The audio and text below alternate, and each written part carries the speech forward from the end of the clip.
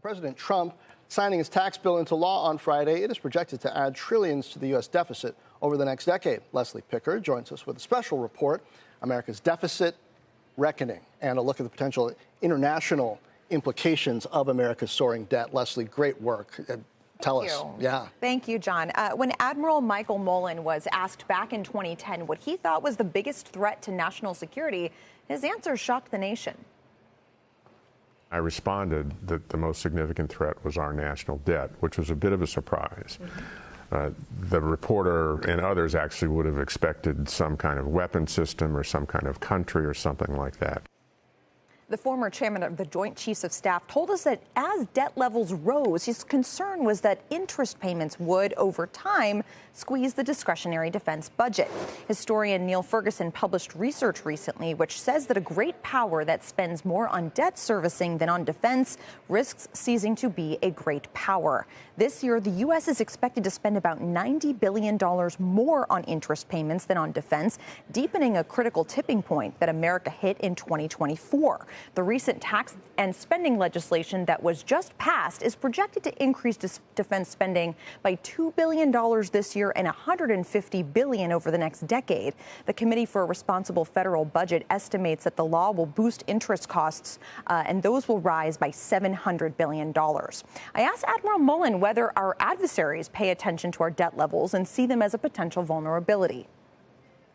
I would think that Putin in Russia, Xi Jinping in China see this as a vulnerability.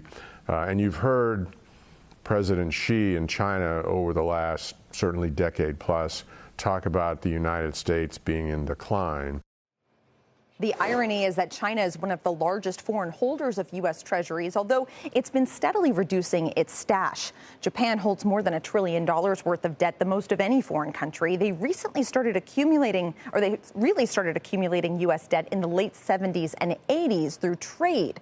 While the White House says higher tariffs will generate additional revenue to shrink the budget deficit, there's also a looming question about what the reworking of global trade relationships might mean for international demand for treasuries, guys. Yeah, it's a fundamental reworking of how our system operates, our economy operates. And I've had these type of conversations with folks on the national security side because of it. And you sort of just touched on it. But this impasse we've seen, at least ahead of today with tariffs announced today with Japan, sort of speaks to the leverage that the Japanese, for example, as investors maybe have in trade talks. And the reason why the Japanese have treasuries to begin with. Japan is an exporting nation. So if they're exporting, say, a car that's worth $30,000, that Japanese automaker gets dollars. They need to convert that to yen through a bank. That bank invests in treasuries, so not to cause much appreciation for the yen, which would hurt their exports. So all of this kind of goes back to trade. So if you start to see a weakening relationship for trade, how does that impact the demand for treasuries over time? What does that mean for the U.S. dollar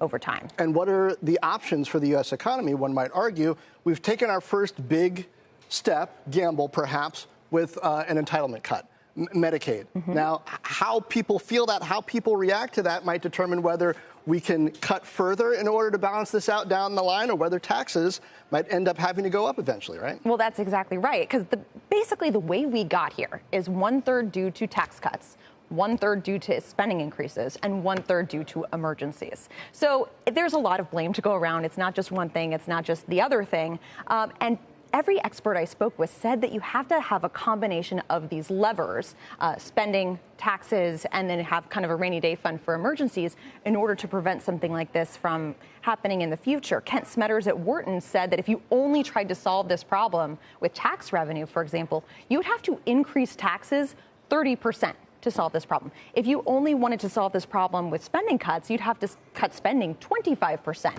which means anyone who's receiving Medicaid or Medicare or Social Security, they're going to see their checks cut by 25%. So either option is not great for the country. That's essentially austerity, which nobody wants to see. But the challenge is coming together at the table for an agreement. And one of the things that I asked Admiral Mullen is, do you still see the debt as the biggest issue for national security facing this nation? You know what he said? It's number 2. The political divide is the biggest threat facing our nation right now, which I think all kind of feeds together as well. Well, that could keep us from getting to an agreement on the debt. There. Again, great work calling America to the kitchen table where we got to figure some stuff out. Leslie Picker. Well, you can catch much more of Leslie's special report by scanning this QR code on your screen, going to cnbc.com/deficit reckoning, or by following and listening to the Closing Bell Overtime podcast.